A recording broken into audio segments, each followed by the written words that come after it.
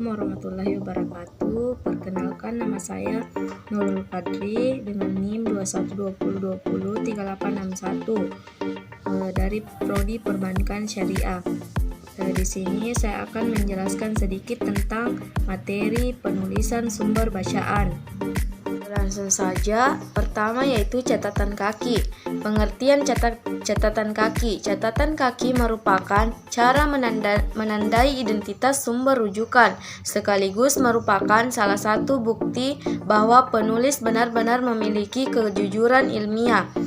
Prinsip-prinsip penulisan catatan kaki sebagai berikut. A. Dipisahkan dari teks sebelumnya dengan jarak 2 spasi dengan menggunakan garis sepanjang 15 spasi dari margin kiri. B. Diketik menggunakan ukuran font 11 dan 1 spasi. C. Penomoran dengan angka Arab dimulai dari margin kiri setelah karakter ke-7 sebagaimana awal paragraf. D. Nomor dan teks catatan kaki tidak dipisahkan dengan spasi. E. Penomoran catatan kaki dimulai dan diurutkan per bab. Setiap berganti bab, catatan kaki selalu dimulai dengan nomor 1. F. Penempatan kaki tidak boleh melampaui margin bawah. G. Nama pengarang ditulis sesuai dengan aslinya atau tidak mendahulukan nama belakang.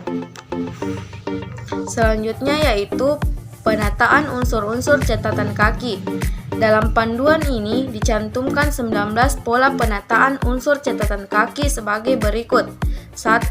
Catatan kaki dengan sumber buku teks yang pertama digunakan atau nomor 1 ditata dalam urutan nomor nama penulis atau ditulis sesuai aslinya tanpa mendahulukan nama akhir.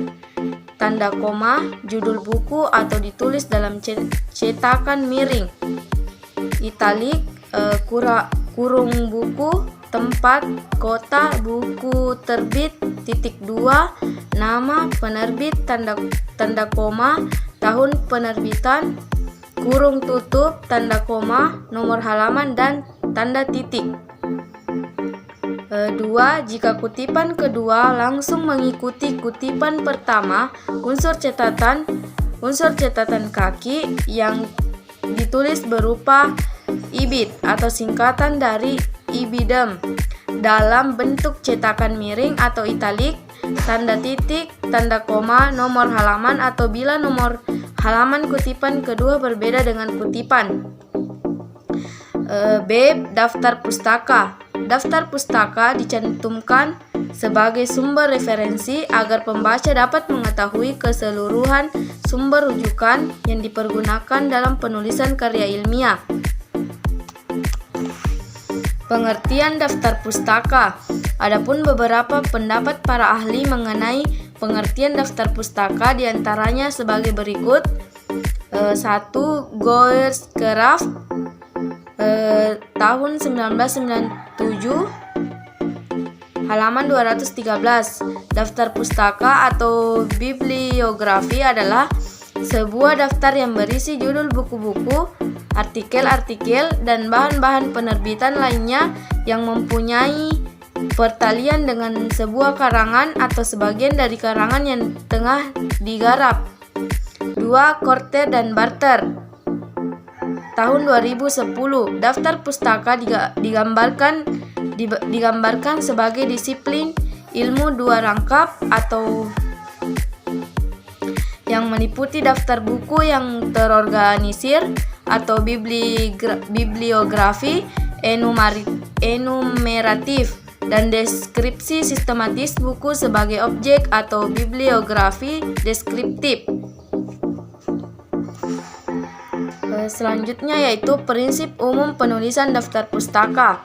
A. Daftar pustaka hanya memuat sumber referensi yang pernah dikutip dan dicantumkan pada catatan kaki. B. Penulisan nama penulis tanpa mencantumkan gelar akademik. C. Penulisan nama mendahulukan nama belakang yang dipisahkan dengan tanda koma, misalnya Sihab, M. Quraish. Bila ada 2 orang nama penulis, Nama penulis kedua ditulis sesuai urutan aslinya. D. Penulisan dalam daftar dimulai dari margin kiri, tidak diberi nomor urut.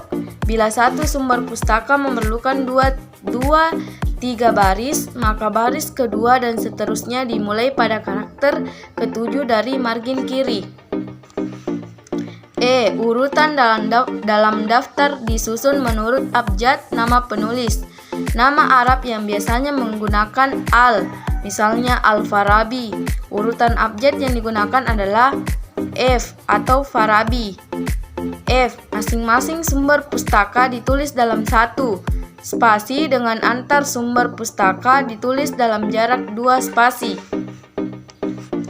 Fungsi daftar pustaka. Daftar pustaka mempunyai beberapa fungsi, yaitu 1. Untuk memberitahu kepada pembaca bahwa apa yang ditulis bukan hanya didapat dari pemikiran sendiri, namun juga mengambil dari pemikiran orang lain yang telah dituangkan dalam buku yang tercantum dalam daftar pustaka. 2. Untuk memberikan informasi lebih lanjut apabila pembaca ingin menelusuri teori tersebut dengan lebih lengkap. 3. Penulis akan dipandang lebih profesional ketika mencantumkan daftar pustaka. 4. Sebagai tanda ucapan terima kasih kepada penulis buku yang tulisannya telah kita kutip. Unsur-unsur daftar pustaka. Pertama yaitu nama pengarang yang dikutip secara lengkap. 2. Judul buku termasuk dengan judul tambahan. 3. Data publikasi atau penerbit, tempat terbit, tahun terbit, cetakan keberapa, nomor jilid, tebal atau jumlah halaman, dan buku tersebut. Keempat yaitu jika sumber rujukan dari sebuah artikel, diperlukan juga judul artikel, nama majalah, jilid, nomor, dan tahun.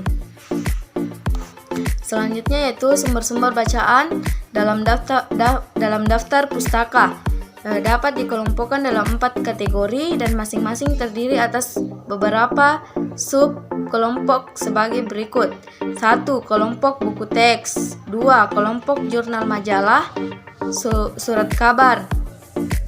3. Kelompok bukan publikasi dan sumber lapangan. 4. Kelompok internet dan digital. Sekian sedikit penjelasan mengenai penulisan sumber bacaan dari saya.